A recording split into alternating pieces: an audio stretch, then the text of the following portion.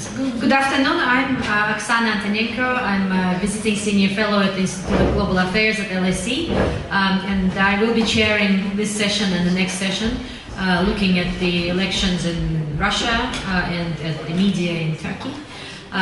In this session, we are going to look at the observation of Russian elections, and in particular looking at the angle of how the international observers can detect and influence, hopefully, the administrative pressure which is being put oftentimes on voters in some of the more authoritarian countries, where the state is able to exert that kind of pressure and has effective means to do so. Of course, the case of Russia is very interesting for all of us because Russia is holding the next round of the presidential elections just in a few days' time, on the 18th of March. We recently had a conference here at LSE with Vladimir Karamurza, one of the very prominent Russian opposition activists, who described these elections as elections in which the outcome is certain, but the process is very unclear, which is precisely opposite to what the elections usually should be. There should be elections in which the process is very clear and very certain, legally guaranteed, and where the outcome is not known in advance. Of course, in the case of Russia, we know who is going to win these elections, but it doesn't mean that these elections are irrelevant, because we have quite a lot of very interesting trends and political processes that are really taking place within Russian society, which these elections have so far highlighted and hopefully will highlight even more once the elections do take place. And one of those trends is that we are seeing more political activism, grassroots political activism, really coming from the young generation of Russians. It's quite remarkable how many of the young people, very young people, many of them school children or students at the very beginning of their student careers, have protested or participated in the unauthorized protests across Russia just in the last several months, and trying to speak out. And now we see, of course, Alexei Navalny, who is one of the prominent Russian opposition leaders who was not registered to participate in these elections.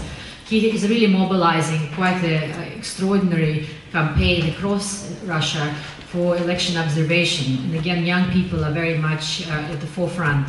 They are organizing groups of people who will be now present if the authorities, of course, do not obstruct that on the day. But as things stand at the moment, almost at every election station across the very vast territory of Russia. So I think it is quite impressive.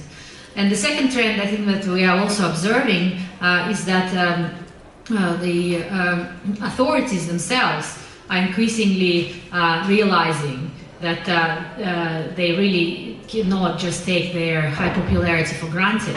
Because what is happening is that while President Putin, of course, has very high approval ratings, some of them showing more than 85% popularity, people are becoming more and more politically passive and more withdrawn from feeling any responsibility for the future of Russia. More than 80% of Russians, according to the latest opinion poll, said that they do not have any possibility to influence the direction in which Russia is going. And a very large share believe that nothing depends on them in terms of what is happening in Russia politically and economically. And I think in that climate of kind of increasing apathy, it is a real challenge for the authorities to mobilize the turnout. So as a result, the election campaign, which we have observed in the last 6 months, or last 3 months really, in an active stage, really did not focus so much on debating the substance, at least from the Kremlin point of view, but really trying to mobilize the turnout. Because the legitimacy of this election is very much depends on whether the voters, particularly in the large cities in Moscow and St. Petersburg, actually decide to come to the elections where the outcome is predetermined. So it is very interesting to discuss what, in fact, the international observers can do to influence the trajectory of Russia's development, and in particular possibility to improve democratic standards. And this is particularly challenging, I guess, because there's increasingly competing discourses on what democracy means. In the 1990s and early 2000s, the presence of the OSCE election monitoring mission was important, because whatever verdict they issued, and oftentimes it was that elections were not free and fair, it was important because it was seen as a legitimate institution which is issuing the verdict based on the commonly accepted standards. And there was, of course, different views, interpretations of these standards, but there was an agreement of what the standards are. I think nowadays we see the authorities increasingly in many of the less democratic countries challenge the very notion that the international observers can issue a legitimate verdict. They prepare their own alternative election monitoring missions that usually oftentimes say that elections were free and fair, they were democratic, and those competing discourses really weakening and undermining the opportunity, I think, of international organizations to seriously influence both the public opinion, but also to really keep the authorities or hold the authorities to account in whatever manipulations are taking place in connections to these elections. So we have really excellent speaker today to tell us more, both on the election observation challenges, but also what is happening in Russia itself in terms of the pressure that some of the activists are experiencing, but also the mobilization that we see from the part of the civil society to resist that pressure. Lene Wetteland from the Norwegian Helsinki Commission herself were Helsinki Committee, sorry, herself were very actively involved in election observations in several of the post-Soviet countries in Central Asia, in Ukraine and Russia, and knows very much firsthand what observing the elections means. So over to you, Lene, to give us your presentation, and then we're going to have questions and answers afterwards. Thank you so much, and thank you for giving this broad introduction to the situation around the election observation, so I can go more into the nitty-gritty details of it. Just briefly about the organization that I come from. If you were listening to Lapin's introduction, you heard about the Helsinki Acts, and that's also the background for my organization, the Norwegian Helsinki Committee. So we have been around for 40 years, actually, and all of that time we have been there to support organizations on the other side of the Iron Curtain at the time, and now in former Soviet Union and Eastern Europe. So we always work together with local actors in civil society, trying to strengthen and support local initiatives that already exist, that are aimed at democratization, building institutions, and defending human rights. So we do this together through observing, through writing reports, joint advocacy, and so on. And one of the things that we do together is election observation. And today I will be speaking more about that, of course.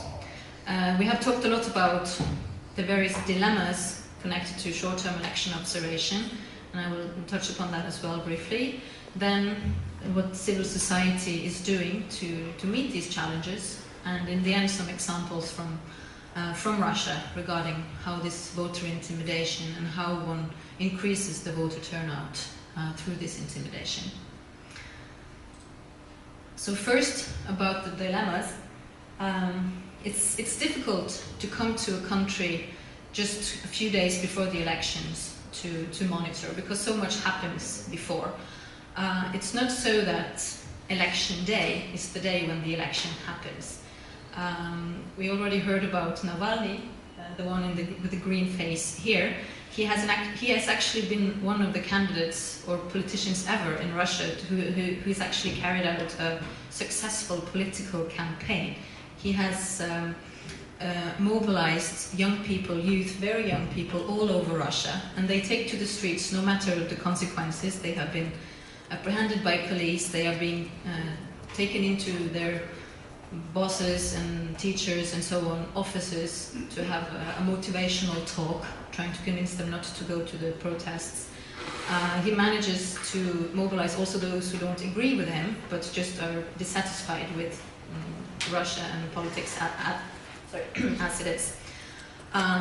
There is also the media situation. In Russia, there is very few outlets that say things as they are, and they exist, but they are not so easy to find if you don't know where to look. And the easiest information to find is the one that says, well, we don't have soldiers in eastern Ukraine, or in Syria for that matter. And it's hard to distinguish the genuine information from the fake news. STOs come into the middle of this, and we've talked also in the beginning about how the training of these short-term observers varies. In Norway, we have to go through a round of interviews. We are trained before we are in the roster of observers, and then before you travel to a certain country, you have a brief, a very thorough brief. And when I first observed as an ODR observer, I thought that this was the case for all countries, but it's not so. So that was quite interesting to monitor together with a Russian observer, actually, from the Russian MFA, who had no interest in observing the elections in Tajikistan, actually. But out of courtesy to me, he stayed as long at the polling stations as I thought we should do. So this varies. This varies a lot. There is also the issue of the fake observers, especially in Russia, in Armenia, former Soviet Union. There are large groups of observers that are basically there to legitimize and approve the elections, but also to take up the seats from the genuine observers. So, for example, when we were observing the referendum in Armenia last year, and the referendum in Armenia in 2015, and parliamentary elections last year, there was no room for us as independent observers because the list was already full. So there was a lot of different challenges that a short-term observer has to deal with when you're just put there. So what we think is one of the responses to this is to work together with the domestic election observers. It's not election day which is the most important. You have 4 years, 5 years, 6 years between the election days that are the most important. My colleagues in Russia and Armenia always say that election period starts the day after the elections, because then you have to follow up on what happened on the previous election period, and you have to start preparing for the next one. On the bottom you see, hopefully, the logo of the European Platform for Democratic Elections. It's an initiative that we in the Norwegian Helsinki Committee has created together with a range of other election observing organizations in the former Soviet Union and Europe. In it, organizations are participating on equal level with experts from their organizations. So what we do is we travel together to, for example, Armenia, the photo to the right, and there would be observers, short-term observers. We travel as short-term observers, but also as an expert mission. It means that we have one expert from a Ukrainian organization who is an expert on following the money trail, who is actually paying for the campaigning. There's an expert from the Russian organization Golos who is looking into the cheating in statistical ways. As was mentioned earlier, when you have to think of a number, normally it's like 27 or 72, not 30, 50, and so on. And this is very easily traceable when you look at all the polling stations and results, and you can see it very clearly in graphs towards the end when you compare all the polling stations. So when you put all these observations together and combine it with the long-term observation of the domestic organization, you get a very clear picture of what is actually happening with elections in the given country.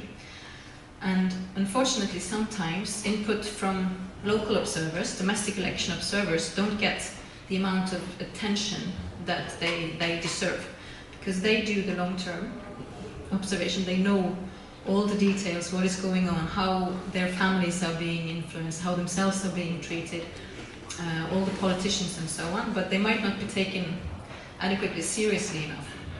So when we join as the international group of experts, we work together to enhance the role of the other. And normally it provides more attention in international media as well. So we have found this to be a very interesting and effective way of working together. But it's not without problems for the local partners. To the left you see Lilia Shibanova. She's head of the Golos Foundation, election observers in Russia. She has been subject to a lot of threats and harassment at the moment, but she had to leave Russia for a while because of threats. When she came back to visit her ill mother, her passport was ruined, and even if she has tried 3 times to get a new passport, it's been ruined on every occasion, so now she can't leave Russia again. She has also been the subject of several NTV so-called documentaries, where they're looking into the connections with the international network of George Soros and other horrible persons. So it's a lot of pressure on the organization, but still Golos manages to cooperate with other grassroots initiatives. And despite all the pressure and the problems, a lot of observers and young people and others contact them and say that they want to be observers and they want to submit information. So there is definitely potential, and people want changes. We also talked about the necessity of observing elections in the West, and one of the most interesting projects that we do is to invite observers from the countries where we work to observe the elections in Norway. And in fact, Norwegian legislation has been changed on 2 occasions because of recommendations from observers from Azerbaijan and Russia. So, for example, in 2005, observers observing the Norwegian elections reacted to the fact that you don't have to prove any idea, show any idea before you vote. You just say your name, you vote, and that's it. Of course, when they asked Norwegians about that, Norwegians didn't see the problem. When the Russians were trying to explain that, but maybe people will come again and vote, the Norwegians are like, but why would they do that? So they don't see the problem, but eventually the legislation was changed nonetheless. So this is a program that we have been doing for the last 4 elections, and it's always very interesting to see the perspectives of our guests coming from Kazakhstan, Azerbaijan, Ukraine, Moldova, Georgia and so on, commenting on the Norwegian elections and meeting with the Norwegians involved in election preparations. And the recommendations from the last elections in 2017 was that don't take democracy for granted. Even if there are ambiguities and things in the legislation now that are not taken advantage of, this doesn't mean that it can't happen in the future. So please take care of your democracy, don't take it for granted. Because they can't really criticize specific elements of the election process as such, but some elements are not adequately described in detail in the legislation. So this is their warning to the Norwegians. This is a very interesting project. If you have questions, I would love to talk more about it. Yeah, this is a little bit what I talked about and what Oksana mentioned in the introduction. When you talk about Russia and the Russian elections, it's not as obvious as you might think. Yes, perhaps. Yes, Putin will be, he will continue as president, but it doesn't mean much, really. What happens is afterwards, when he doesn't really understand how to handle the youth and the activism and the want for change that is now becoming more and more obvious in the Russian society. So we have to take care when we talk about Russia that we don't mix Putin and the Kremlin with the Russian people, because that's a really big difference.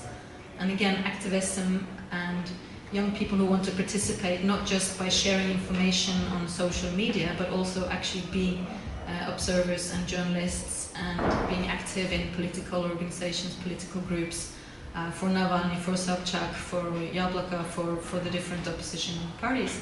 They are there and they should be listened to and taken, they should be noticed for what they're doing. But even if this happens, there is activism, positive traits, and Putin pretends to be popular, then why is it necessary to do the tricks and the cheating with the elections, which still happens? I have here some examples that even that also short-term observers can observe on election day. For example, ballot stuffing. Does it work?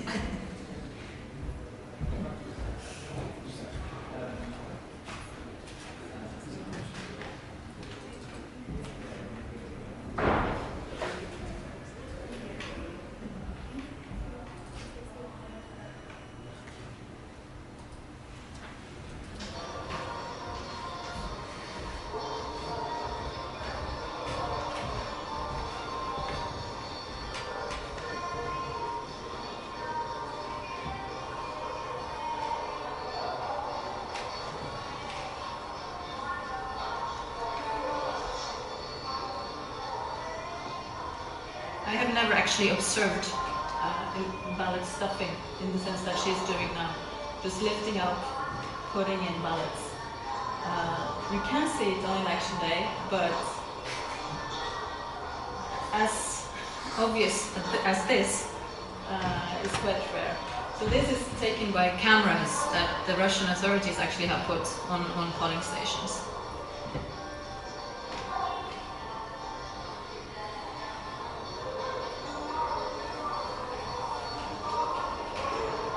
So it can be this obvious, and then as a short-term observer, you are quite lucky to be able to observe it. I have never seen it actually in action like this.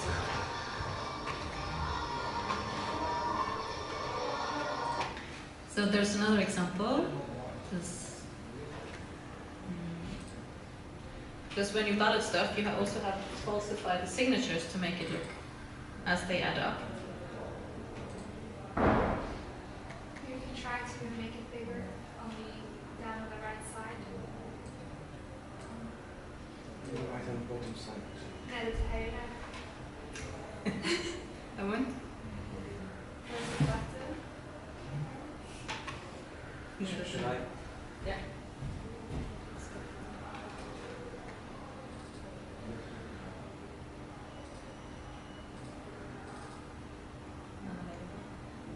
You have to write in the PowerPoint. That's it. Oh, just so it shows from the beginning.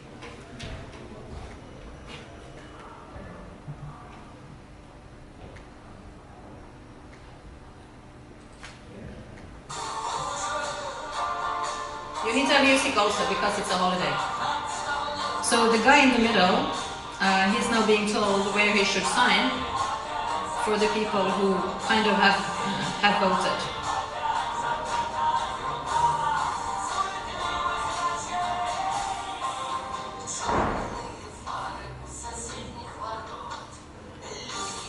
And in many countries, you're not allowed to take photo of the voters' lists, so you can't really document that the same signature is a lot of places.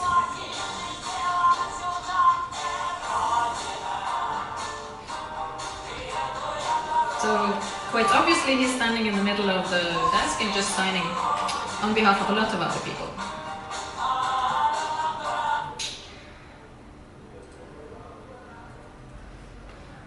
And there is also the counting that you can observe.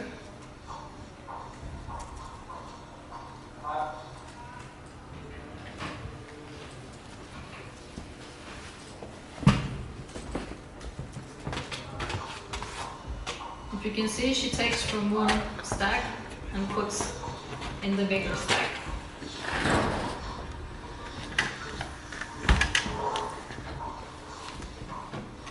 And there you go. For one party, suddenly you have voted for another. Yes. So these are some of the most obvious cases that you can actually see as a short-term observer.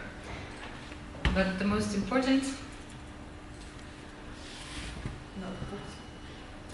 thing about the elections is the legitimization. Like, why do we have it?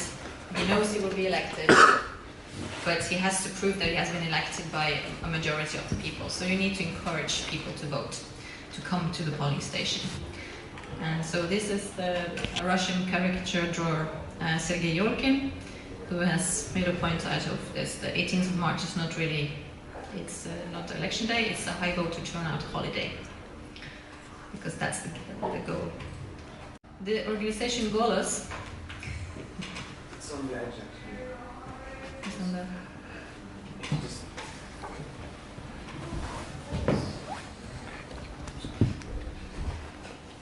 yeah, the organization Golos, they have been doing a lot of those technical, taking some of those technical steps that were discussed earlier today. So they have this map called Map of Violations that covers all of Russia, and people submit photos and comments and complaints and videos showing violations against election legislation in Russia. And this comes from all kinds of people all over the country. So if you want to follow the elections in Russia, I really recommend this link. Just go to golosinfo.org and this map will appear. So these are the violations that have taken place just before the elections. There is still 2 weeks left, and these are the violations so far. And you can click into any of these red dots and find more information about what actually what happened there and what are the issues. And you will see around some big cities there are more complaints. It's partly because people are more aware, there's more people there, but also some regions in the south in particular are considered more problematic than others. But this is a really good website to follow what's happening throughout the election day in Russia. And I will just show you some examples from there. If I can go back to my presentation.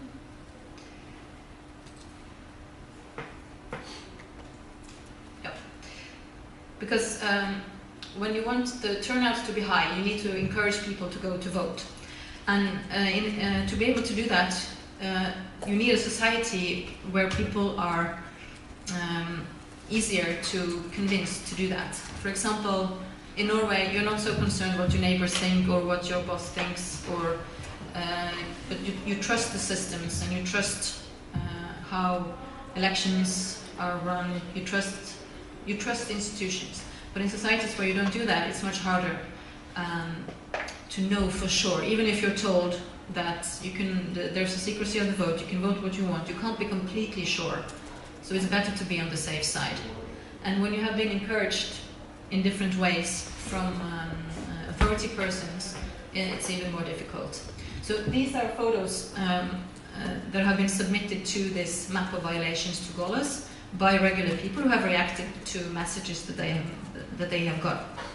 So this is a photo from a hospital in Orenburg, where the employees of the hospital are told that they have to come and vote at the polling station at the hospital where they work and bring all their family members. If they don't want, if they are not going to vote at the polling station at the hospital, they have to explain why they choose to vote another place and face the consequences. So this is a note that you get from your superiors at the hospital, and you can choose whether you want to take the risk and not vote there and not bring your family members, or you can be on the safe side and just do what you have been encouraged to do. In Dagestan, school pupils are here standing with posters with Putin's portraits, saying thank you Putin for everything you have done, Putin is the best president, and so on. And it's the regional administration who disseminates the photos further on social media, the Russian versions of Facebook. So here they are using the children to encourage the parents to also vote for the correct candidates. There is also pressure on regional media. In the Altai region, by chance, simultaneously, there was a lot of articles with very negative contents about the communist candidate, Pavel Grudinin, and that looked a bit suspicious that they would all have these similar articles on the same day. But of course, there had been a message from the local regional head of communications department sending a message to the editors of regional media, encouraging them to post this particular article on in a particular period of time, and then report back where and when they posted it. And of course, these editors are also under pressure to do what they have been encouraged to do. And in Chechnya, the labor union has gathered students and also telling them how they should vote, that they should vote, and how they should vote. Talking about how much great Putin has done for Chechnya, building new buildings in central streets in Grozny and so on. And after the meeting, the photos are put on Instagram and distributed further, again by local authorities. So university students vote, but their parents also vote. And if you have been told something by Chechen authorities, there's a likelihood that you will do what you have been instructed to do. Similarly, with college students in Samara, the college supervisor is sending a message to students, college students. Is there anyone here from out of town who's going to vote in Samara? Write me if there is anyone. This is urgent, you have to do it now. Because she needs to have an overview of the students from out of town who are going to vote at the university, at the college, so she can report back to those who require this from her. It was also mentioned earlier that we have to somehow comment those who are organizing the cheating, because they put a lot of effort into it. And you have to involve a lot of people on very many levels. So first thing is to send out these messages in advance to make sure that people get the message. And then the next one is to make sure that when they actually go to vote, that they also know that they are being watched. So I have here some photos from Armenia. They could be from anywhere. You have the specific notion of a man of athletic build, which is a quite negative term when it comes to elections or, well, any situation in Russia really, because it means that there is someone who can really, I was going to say kick your ass, and I will say that if needed. So in the photo on the bottom, it's inside the polling station, and all these guys standing by the door, they have a tag on them, so they're supposed to be proxies or election observers. But if you approach them and ask, so which organization are you from? I'm from this Norwegian organization, blah, blah, blah. And they will be like looking at their badge and be like, I'm from the, and then maybe they can say something. Or they just don't bother, or they have the tag somewhere else and will take it out only when you ask for it. And if you say, but you're already 2 people from this party in here, you're not allowed to be more than 1, they will just change the tag for another one that they have in their pocket. So their purpose is not really to be there to observe how the election process is going on, but to make sure that you are being seen when you go to vote, or if you don't go to vote. And of course, most of these people are very well known in the local community. To the top right, you will see that there is the particular cars and group of men that will be outside different polling stations at different times, but it will be the same guys. And eventually, they will be nodding at you and smiling at you, because they know that you know what they are doing, and they know that you can't do anything about it. They are either bringing people to vote, or they are bringing their lists and crossing off who has arrived to vote. And then, if you're in the place where there's also vote buying, they will be distributing the money to you when you leave and show that you have been voting. So again, it's so obviously done that they are just nodding and smiling at you when you see them outside the 5th polling station. But it's not so easy either, because on the photo to the top left, this is just unemployed men hanging out at the local polling station where something is happening that day. Because these ones are not really intimidating anyone, they're just hanging around. So it's not so easy to distinguish who is actually there to do a job and who is just there because it's warmer outside in the sun than inside the cold house and just wants to hang out with their neighbors. So again, not so easy for the short-term observers to observe what is actually going on. And you need to know the whole picture to see the link between what these guys are doing with the messages that they have been receiving before. And finally, also a photo from Armenia. The woman in the top photo, she has approached the head of the election commission saying that someone has signed for my son, but he's in Moscow, so I know for sure that he's not voted. I want to submit a complaint. And she's looking at us observers, and I'm filming what she's saying. And in Armenia, you're very eager to not have any shame or any scandal. So they are like, it's a shame that the observers are filming. And she said, I want them to film, I want them to see what is happening, and I want this to be taken note of. So in the first photo, they have brought one guy to talk to her. In the second photo, they have taken her outside, and there's another guy with bigger belly and more authority, trying to convince her to withdraw her complaint. In the third photo, there's another one coming, not of athletic build, but with the same function, convincing her to withdraw her complaint.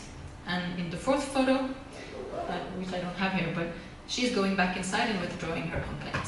Because she has been told by 3 men with authority in the community where she lives that she should withdraw her complaint. And she's just a regular voter who is actually trying to make a difference and using her voter rights. This you can also observe on election day, but not so easy to follow the whole process and what lies behind it and comes afterwards.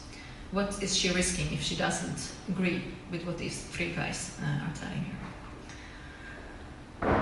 Yeah, so basically, why do we need all these procedures? Putin says, let's just move on to the inauguration. This is the head of the Russian Election Commission, Pamfilova, but he could basically tell it to most people. So that was my introduction, and I will be happy to take questions and discuss further. Thank you. Thank you very much for not only giving us a lot of information, but also really to have a chance to see a lot of the voter manipulations for ourselves. I will open now for questions. If someone has a question or a comment, please introduce yourself if you can. Yes, please. We need to use the mic or? No, I think I'll try to be. So I'm Christiana. I've been around doing election observations in the past, and one of the things that I always found quite interesting is the different abilities of observer organizations, and you talked a lot about the domestic observer organizations. And I think it's not just about fake or not fake, it's also about sustainable organizations, who's funding them, who's behind them, can they kind of survive without the funding, what about the training internationally, etc. So and another aspect of that is, in terms of we always look at quantitative data, for example, we tick the box in terms of how many women are in these observer organizations, how many women are in the polling station, etc. from these observer organizations.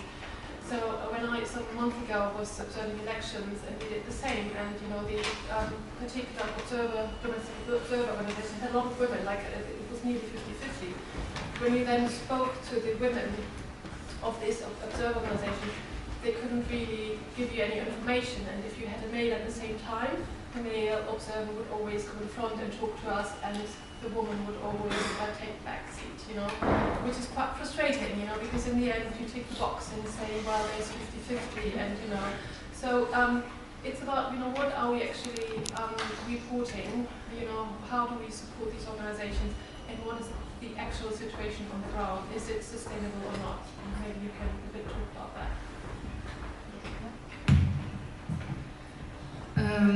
The ticking of a certain percentage of women in an organization or in a party list is, of course, one thing is the number, and second is what are they actually doing. I do think that there is a difference, like the organizations that we choose to cooperate with, they normally don't only work with election observation, they work with several issues that makes them as capable of keeping activity throughout the whole period, and also looking at the other aspects that are related to election observation. For example, if you look at freedom of media, or if you look at the police reform, it's all connected. So it's getting more complicated to fund organizations in Russia in particular, and also in other countries because of the negative connotations that comes with it in the local community. And budget cuts. In Norway there has been a lot of budget cuts, for example, in support to human rights organizations. And at the same time as there are requirements as to which organizations you should support. So I can speak mostly on behalf of my organization, and we support only organizations that we have worked with before we choose to fund them. We have cooperated with them earlier in various missions. So we would know if the woman there is just put there, so to speak, or the minority representative, or if they're just put there to be able to take off a point on a list and so on. But it's not easy. Yeah, there is the fake organizations. They don't only take up place, so to say, at the polling station, but they also take up place in the budgets of the different states that fund these organizations. And we have experienced that non-genuine election observation organizations have received the funding when genuine organizations have not. So it's a quite complex picture, but what we do, since we work so long term, is that we work with several organizations in the given country on different aspects. So we would visit the country not just for the elections, but through also the 4, 5, 6 years between elections, and work with these actors also in other spheres. So on behalf of my organization, I can see that because of this thorough knowledge, we know who are genuine and who are not. But of course, it's a very difficult question, and it gets more and more important to pay attention to these details. Can I also add to this question, maybe some specific complication related to Russia, but there is this new law about the foreign agents, which was passed several years ago after the 2011-2012 protests. And Golos, of course, is one of the organizations which has been branded a foreign agent. So it's basically the law says that if you as NGO receive any foreign money, and some of them really very small, I think someone received a prize in Norway, memorial, right? They received the prize for a very small number for winning sort of the title of the best, whatever, human rights defender. And even to having prize money already qualifies the entire organization as a foreign agent, and that means that you are put under a lot of scrutiny, you've been publicly identified as a foreign agent, which in Russia in particular has a very, very negative connotation. It's not just a legal term, it has a kind of a sort of bad branding in the eyes of many people. So how can international actors like your organization actually operate in this environment to support the grassroots campaigning and election observation? It's an interesting question because in this particular sense, by supporting, we are hurting. Because when you come from outside and you cannot fund because it's against the legislation and it's dangerous. Not just the foreign agent legislation, but also the law on undesirable organizations, that certain organizations, if they fund organizations in Russia, it's even personal liability for the activists involved in the organization. So the biggest donors have just stopped funding organizations in Russia at all. They just don't do it at all. So as mentioned, we always do our projects in close cooperation with the local partners. So for example, now we don't go to Russia to observe elections because we would do that together with Golos and partner organizations, and it would just make it more difficult for everyone involved. So in order to support them, we do what we can from the outside. So, for example, in Norway, the week before the elections, like on the 11th, 15th, and 18th, we have 3 events in Norway where we focus on different topics of the election, not just okay, Putin will be continue as president and so on, but all the other aspects of it, to try to and bring activists to show what they are doing and talk about the more positive things that are happening in Russia when you just look past Putin. And I just wanted to add one thing about the foreign agent legislation, that in some ways it has actually forced civil society actors to think a bit differently, because many of them were just operating as they had always done. But with this legislation and administrative requirements and so on, they had to really think new how to be organized and how to be more respected among the general population. So for example, Golis, they have developed this website where they ask for support from Russians, and they do get it.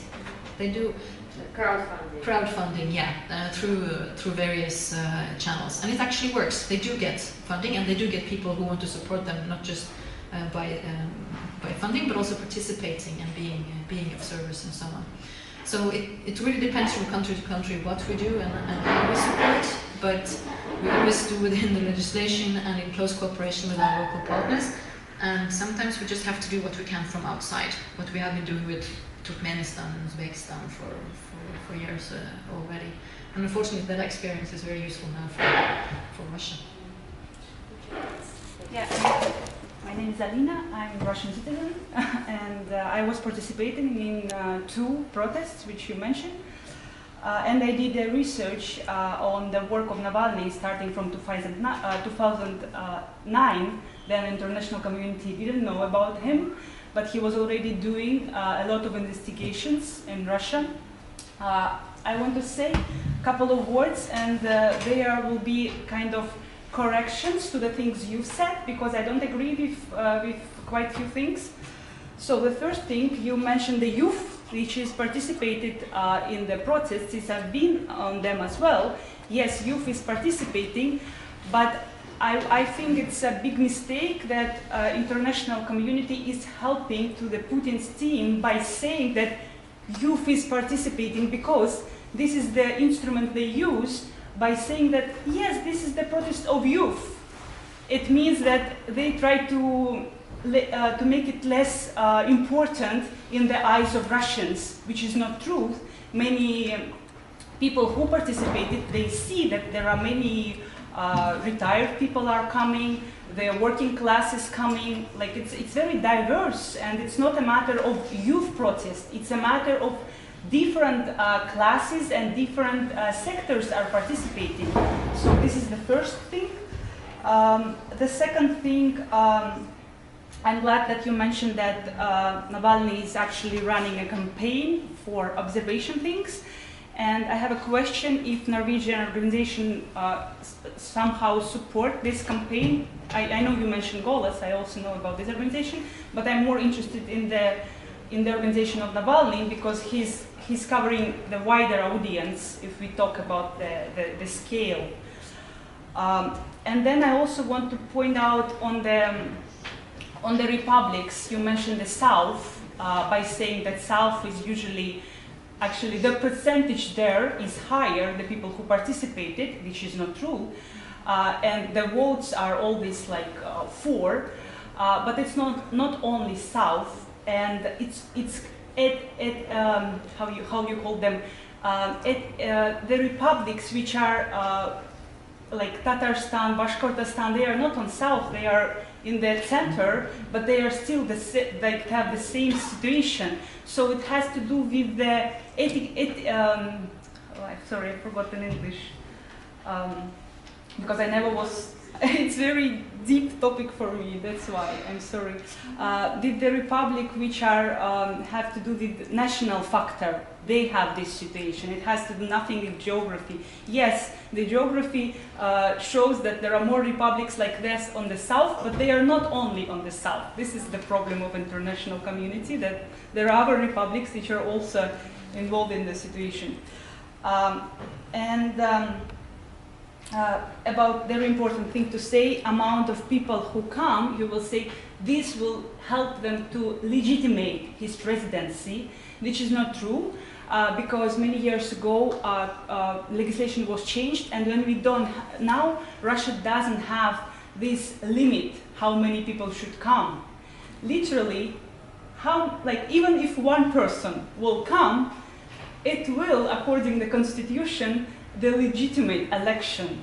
So what actually will, in real life, legitimize his presidency, then all international presidents will call him the next day and say, congratulations, this fact is legitimizing the presidency. Because in terms of the number of people who will come, it doesn't play any role anymore. That's why Navalny changed his strategy finally. Because initially, as you know, his strategy was to boycott the elections. But now he realized that there is no such thing like boycott because we don't have this limit of how many people will come. It doesn't matter anymore. That's why the strategy of observation was chosen, which is super wise and super nice strategy, of course. And yeah, these are the main points. I have more to say, but they are minors. Yeah, thank you for listening. Thank you. There's a lot of important points there. And I see that I don't get to talk about all the things I want to say also in my presentation.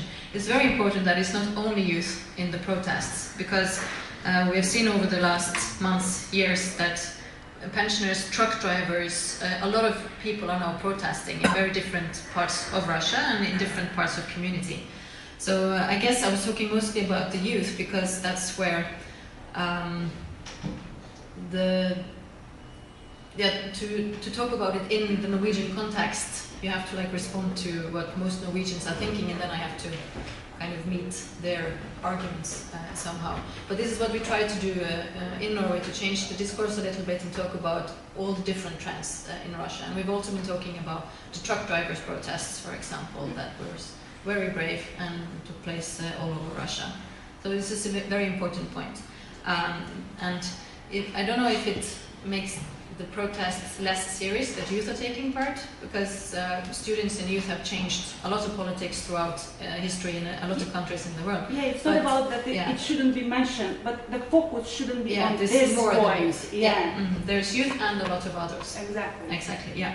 And by supporting Navalny, I think we wouldn't do that now for sure, because we don't support political.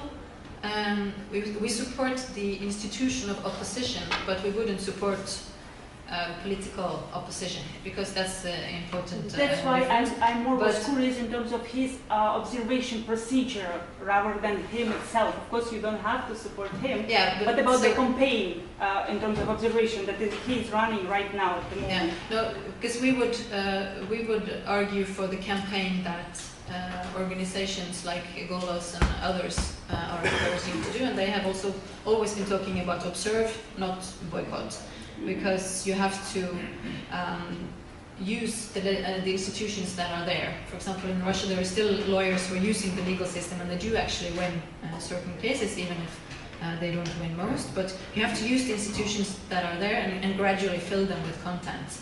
In the hybrid regime that Russia is, there's a lot of institutions that look like the British or Norwegians, with the parliament and court systems and so on, but they don't have the same content. But you have to use them and try to fill them with something.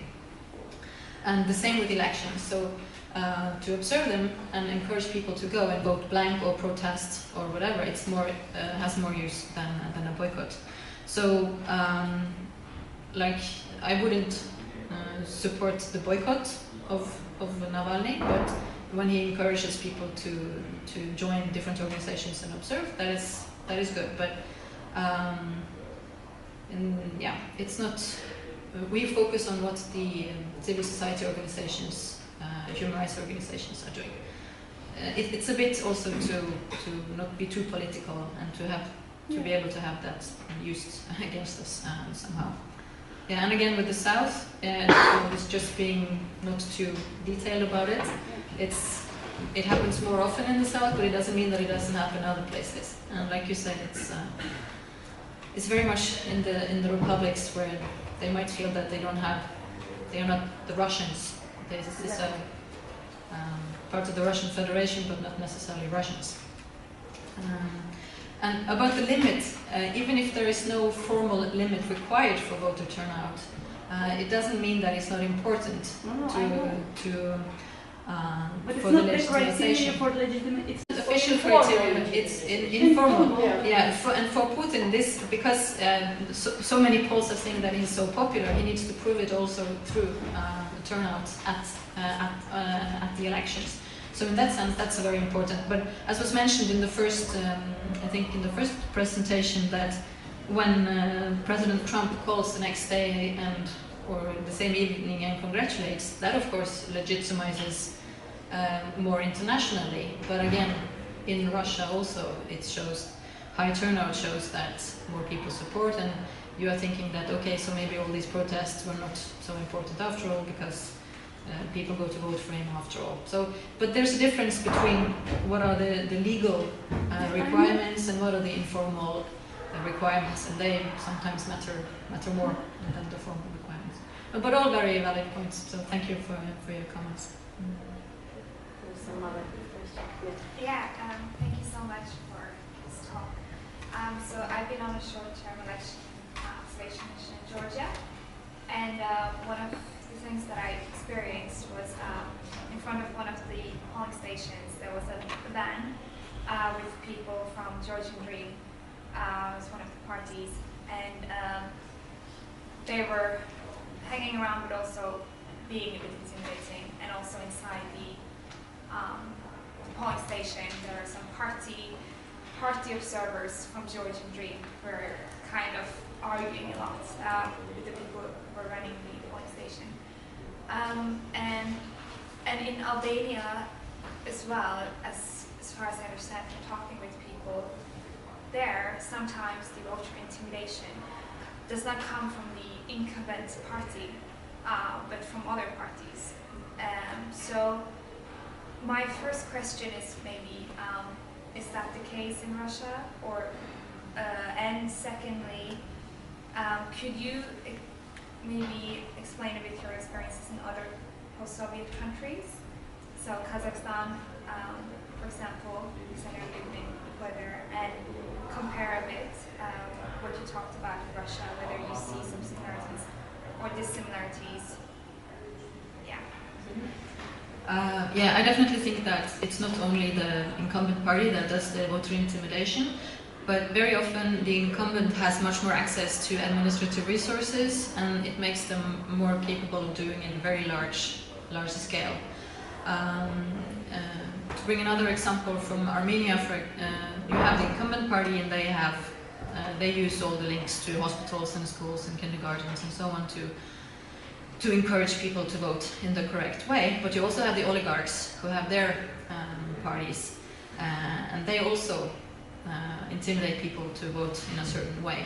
So they might offer money in advance and then follow up with being present and like looking at you to make sure that I know you're here and I know how, somehow I will find out how you vote. And the interesting thing about Armenia, for example, is that when all the oligarchs are involved somehow, that they are oligarchs because they have monopoly of a certain commodity. So after elections, all the prices spike, because in Armenia, as was also mentioned, people learn how to deal with the vote buying, because in the beginning they were thinking, okay, so this party gave me money, so I have to vote for them. And then they're like, but hang on, I can take money from all the parties and still vote as I want. But if they do that, still it doesn't matter, because all the prices increase very much, very few days after the election. Small country and small economies, so it's all very, very closely linked. I've been, I work with the former Soviet Union, and I'm struggling to find a new word for the region, because it's not, what is the former Soviet Union if you don't know what the Soviet Union was? But unfortunately, there is a lot of common traits. Like I said, with those photos of men in black jackets standing around and hanging around the polling stations, you can see the same in basically all the former Soviet Union countries except the Baltics, perhaps.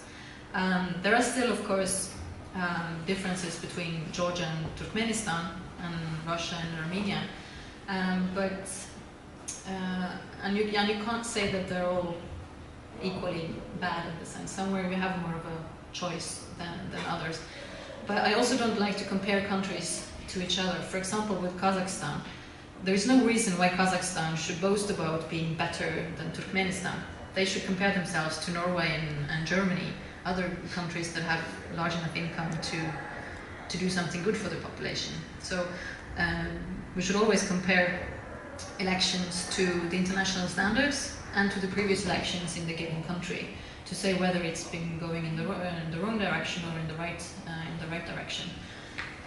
But it also depends very much on the civil society in the country, to what extent they are able to do the job that they want to do, and the media, of course, and so on, because a lot of the techniques, methodology in voter intimidation, vote buying, administrative abuse of administrative resources, and so on is very similar in a lot of the countries, unfortunately.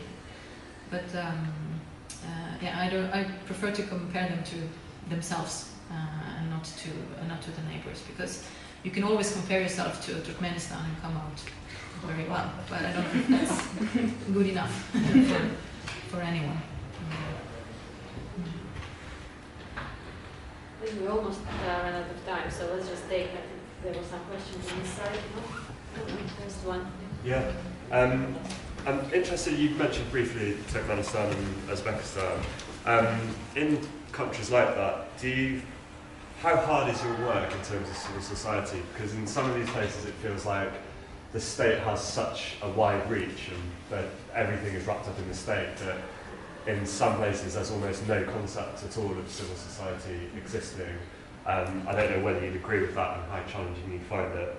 And also, just generally, do you feel like the space for civil society is on the decrease or on the increase? I know it obviously varies from state to state, but what's your general view? Well, it's very difficult to talk about civil society in Turkmenistan and Uzbekistan. It is. But there's always some people who want to make a difference. And even if they can do very low-key work in their local communities, like in Turkmenistan, just fighting for that the government shouldn't cut down trees. It's a desert country, why should trees be cut down? And just working with those like small but very important topics. Also, those activists should be they should get some credit for what they are doing. So because we have such a wide network of organizations and also like personal connections, I studied in Bishkek and I have friends from all the Central Asian countries, for example. So because of the varied group of people working in our organization and the people that we know, we are able to find even these like single activists around and find ways on how to cooperate with them. Sometimes, and they don't need money even, they just need that someone sees them. And so they know that what they're doing is important, because they know that in the local community, but people around them might be afraid to show it, even if they appreciate it. But just to be able to show them that you see them and acknowledge what they're doing and saying that they're very brave for what they're doing. And also, when there is a Norwegian representative going to the UN in Turkmenistan or the OSCE at some point in Uzbekistan, they have very limited mandate for what they can do. But within that mandate, if you find the persons who are able to kind of do what they can within the mandate they have, and they can also show some support to the local activists. So even if there is no civil society as such as there are in Armenia, Kyrgyzstan, Russia, there is still activists who need some sort of community, and we can offer that thanks to social media and various ways of contacting them. And because of the work that I do, I have to be positive, and but I'm what do I call it? I'm a positive realist, because I have to expect the good but be prepared for the worst. So in terms of civil society, is it the conditions better or worse? They are getting worse, but it's because it's working. Because if the election observers in Russia hadn't been so much of a problem, the Russian authorities wouldn't have started with all these restrictions. And also, as I mentioned, new restrictions forces organizations to think in another way. And maybe in Russia, older organizations, more established organizations, have been considered like just the elite and the dissidents and these like clever people in Moscow. But there's been a lot of new organizations developing that are thinking differently, more creatively, turning to youth, using social media and using creative platforms to reach a wider audience and using a language that people understand more. Because human rights is not, it's about your grandmother coming to hospital, it's about your brother getting a job, it's about your nephew not having to suffer in the army, whereas the son of the rich neighbor doesn't. These are actually human rights questions, but a lot of the more established organizations haven't been able to phrase it like that.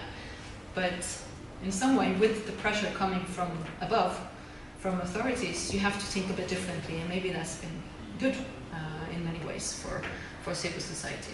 Of course, being arrested and on false accusations and having your office arsoned and your car broken and being taken in for questioning at any given moment is not something which can be considered good. But again, it is because what you do is important and it scares the authorities. So it's also a kind of a compliment to keep going. And we try to support whatever we can in those situations as well. If there is not a local civil society, there's an international civil society that supports. So, yeah. I think thank you so much, and please join me in thanking Lene for such a great session. I think we learned very much.